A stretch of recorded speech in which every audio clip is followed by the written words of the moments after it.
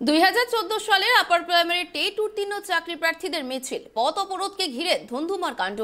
যোগ্য প্রার্থীদের দ্রুত নিয়োগের দাবিতে বুধবার দুপুরে কালীঘাট মেট্রো স্টেশন থেকে মুখ্যমন্ত্রীর বাড়ির উদ্দেশ্যে মিছিল করে অভিযোগ ও বঞ্চনার কথা জানাতে যেতে চাইলে পথ আটকায় পুলিশ। প্রতিবাদে রাজ্যে বসে আন্দোলন শুরু করেন চাকরি প্রার্থীরা। অবরোধ তুলতে গেলে পুলিশের সঙ্গে রীতিমতো বচসায় জড়িয়ে পড়েন আন্দোলনকারীরা। পুলিশ আন্দোলনকারী চাকরি প্রার্থীদের আটক করে লালবাজারে নিয়ে যায়।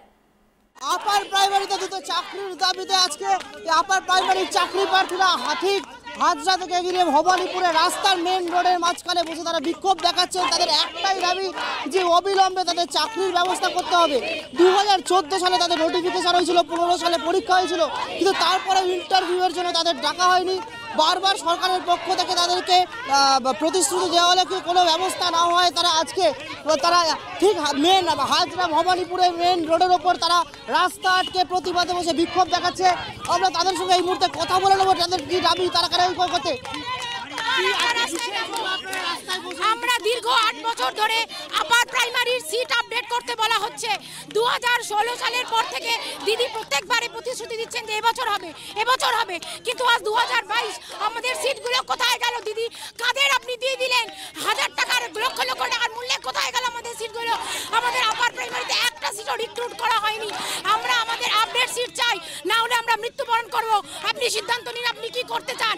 আমাদের আপডেট সিট দেবেন নাকি আপনার রাজ্যের ছেলেমেয়েরা প্রাণ হাতে দেবে? কোনটা আপনি চান বলুন? আমরা কালীঘাট অব্দি এসে গেছি, আপনি দুপা বাড়ালে আমাদের কাছে আসতে পারেন।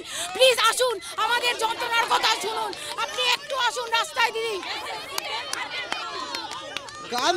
মাতঙ্গিনী মূর্তির পাদদেশে আপনারা প্রায় 150 দিন ধরে করছিলেন এবং প্রায় 90 দিন ধরে অনশন চালাচ্ছিলেন। আপনাদের পক্ষ থেকে আপনাদের সঙ্গে সরকারের পক্ষ থেকে বা এসএসসি বা শিক্ষা দপ্তরের সঙ্গে কোনো রকম বসার বা আলোচনায় বসা হয়েছে? কোনো ভরসা আজ অব্দি তারা দিতে পারেনি। আমরা বারবার এসএসসির কাছে গেছি, স্কুল সার্ভিস কমিশনের চেয়ারম্যানের কাছে হত্যা দিয়ে পড়ে দেখেছি, কিন্তু আমাদের কোনো রকম কোনো সদুত্তর তাদের পক্ষ থেকে পাইনি। তাই আমরা আজকে রাস্তায় নামতে বাধ্য হয়েছি। সরকার পক্ষ থেকে কেউ আসেনি আমাদের যন্ত্রণার কথা শুনতে, কেউ না, মুখ্যমন্ত্রী নিজেও না। আপনি দেখতে পাচ্ছেন ইতিমধ্যেই বিক্ষোভ যারা রাস্তার মাঝখানে বসে আপার প্রাইমারি 2014 আপার প্রাইমারি চাকরি প্রার্থীরা যারা বিক্ষোভ করছিলেন, এই মুহূর্তে তাদেরকে পুলিশ একদম পাজা কোলা করে প্রেজেন্ট মানে তুলছে। এই আন্দোলনকারী ঠিক হাজরা ভবানীপুরের মেন রাস্তার ওপরে তারা কিছুক্ষণ আগেই তারা এই বিক্ষোভে বসেছিলেন দুটো চাকরির দাবিতে, কিন্তু বিক্ষোভ শুরু হতেই বিক্ষোভ শুরু হতেই পুলিশ একদম তাদেরকে পাজা কোলা করে তুলে প্রেজেন্ট মানে তুলছে। আপনারা সেই চিত্র দেখতে পাচ্ছেন এখনো, এবং প্রচুর মহিলা চাকরি প্রার্থী আন্দোলনকারী তারা এখনো রাস্তায় বসে রয়েছেন। তাদেরকে পুলিশের পক্ষ থেকে অনুরোধ করা হচ্ছে যে তাদের রাস্তা ছেড়ে রাস্তা অবরোধ থেকে তুলে নেওয়ার জন্য, কিন্তু তারা কোনোভাবে উঠতে রাজি নয়। তাদের একটাই দাবি, তাদের দ্রুত নিয়োগের ব্যবস্থা করতে হবে এবং না হলে তারা বিক্ষোভ আন্দোলন চালিয়ে যাবে। আমাদের ক্যামেরা পার্সন স্বপন রায়কে আমি বলবো সেই চিত্র দেখাতে। আপনাদের ক্যামেরা পার্সন দেখাচ্ছে যে আপার প্রাইমারি 2014 আপার প্রাইমারি চাকরি প্রার্থী যারা আন্দোলন করছিলেন তাদেরকে এই মুহূর্তে পুলিশ একদম রাস্তা পরিষ্কার করার জন্য তাদেরকে প্রেজেন্ট মানে তুলছে এবং এখনো রাস্তায় আপার প্রাইমারি আন্দোলনকারী চাকরি প্রার্থী মহিলা চাকরি প্রার্থী যারা আন্দোলন যারা এখনো রাস্তায় বসে রয়েছে। দেখতে পাচ্ছেন মহিলা পুলিশ দিয়ে তাদেরকে গাড়িতে তোলার ব্যবস্থা করা হচ্ছে। আপনারা দেখতে পাচ্ছেন সেই ছবি। তারা এখনো তাদের নিজেদের দাবিতে অনড়। তারা বলছেন যতক্ষণ না কোনো প্রতিশ্রুতি সরকারের পক্ষ থেকে বা শিক্ষা দপ্তরের পক্ষ থেকে আসছে, তাদের দ্রুত নিয়োগের ব্যবস্থা যতক্ষণ না করা হচ্ছে তারা এই আন্দোলন চালিয়ে যাবে। সেই কারণেই তারা এতদিন ধরে বারবার তারা আন্দোলন করা দাবি তোলার পরও তাদেরকে এখনো অবধি তার কোনো প্রতিশ্রুতি না আসায় তারা আজকে বাধ্য হয়েছেন রাস্তায় নেমে অবরোধ করতে, বিক্ষোভ দেখাতে।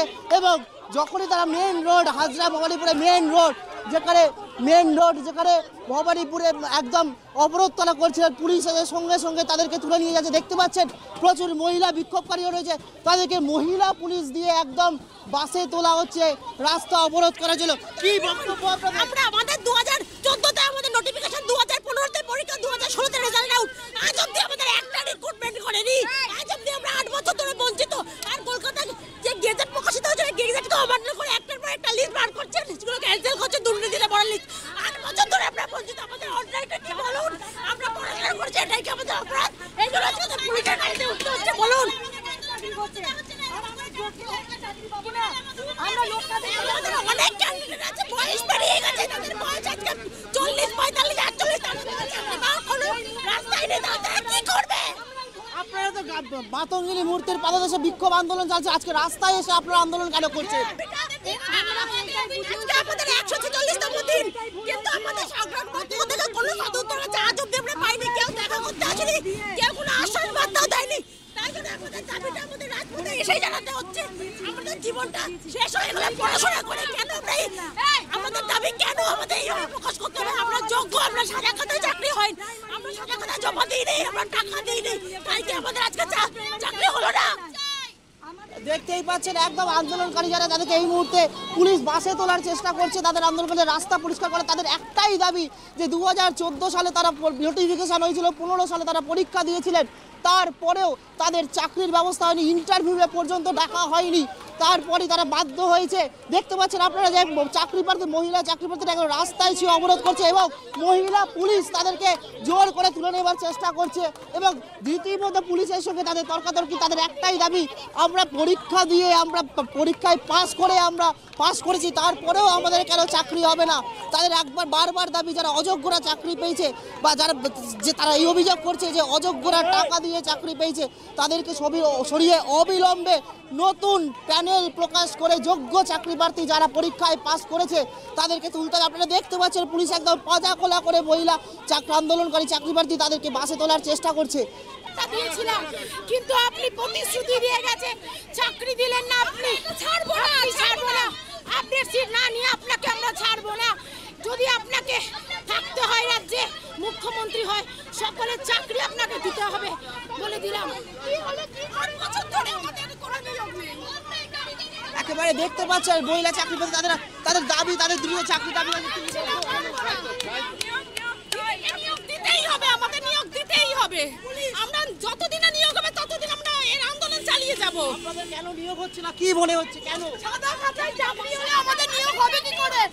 আমরা তো সাদা খাতা জমা দিইনি, আমরা টাকাও দিইনি, তাই আমাদের চাকরি হয়নি। সাদা খাতাতে চাকরি হয়ে যাচ্ছে। এই মুহূর্তে আপনাদের দাবিটা কি, কেন আপনারা রাস্তায় নেমে এই আন্দোলন করছেন? এটা আপডেট করে আমাদের নিয়োগ দিতে হবে। সমস্ত গ্রেজুয়েটকে মান্যতা দিয়ে সমস্ত সিট আপডেট করে আমাদের নিয়োগ দিতে হবে।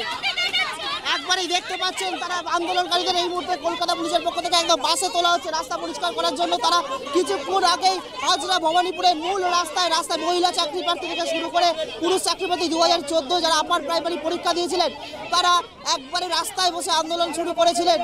তাদেরকে একদম তারা অবস্থানে বসার কিছুক্ষণের মধ্যেই পুলিশ এসে একবারে রাস্তা পরিষ্কার করে তাদের আন্দোলনকারীদের বাসে তুলে একদম সেখান থেকে গ্রেপ্তার করে নিয়ে যাচ্ছে, আটক করে নিয়ে যাচ্ছে।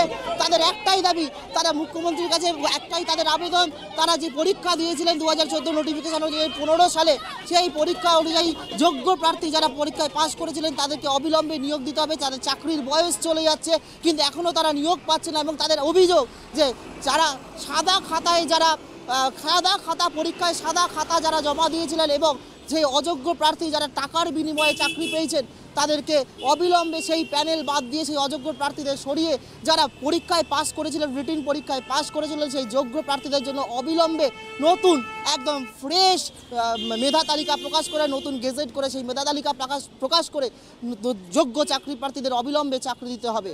ক্যামেরায় স্বপন রায়ের সঙ্গে রিবিক বাজি, ট্রাইব টিভি, কলকাতা।